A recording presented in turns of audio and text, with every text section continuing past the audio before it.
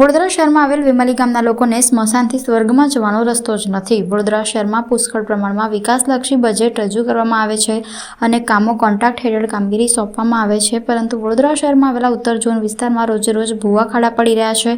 પરંતુ વેમાલી વિસ્તારમાં રહેતા સ્થાનિક લોકોનું કહેવું છે વેમાલી ગામથી વેમાલી સ્મશાન ગૃહ જવાનું માર્ગનું નવીનીકરણ માટે મંજૂરી આપવામાં આવી હતી।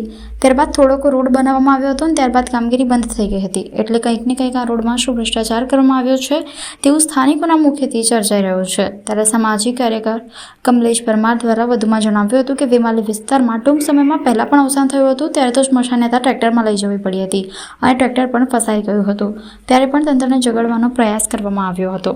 ગ્રામ પંચાયતમાંથી શહેરી વિસ્તારમાં સમાવિષ્ટ કર્યા બાદ પુષ્કળ પ્રમાણમાં હેરાનગતિ વેઠી રહ્યા છે અને આ રોડ 48 કલાકમાં કામગીરી શરૂ કરવામાં નહીં આવે તો ઉગ્ર આંદોલન કરવાની ચીમકી ઉચ્ચારી હતી। આવેલ જે વેમાલી ગામ પાસે તમે જોઈ શકો છો કે જે સ્મશાનની અંદર જવાનો પણ રસ્તો નથી અને ઘણી વખતે ઘણા લોકો ડેડ બોડી લઈને આવતા હોય ત્યારે ગ્રામીણ લોકોને પુષ્કળ પ્રમાણમાં હાલાકી પડી રહી છે। એટલે કહેવાનો મતલબ કે જ્યારે આ જે વેમાલી ગામ છે એ ગ્રામ પંચાયતમાં હતું ત્યારે એકદમ સુખ શાંતિથી જીવાતું હતું, સાથે સાથે રોડ રસ્તા પણ સારા હતા, પાણી પણ લોકોને મળતું હતું।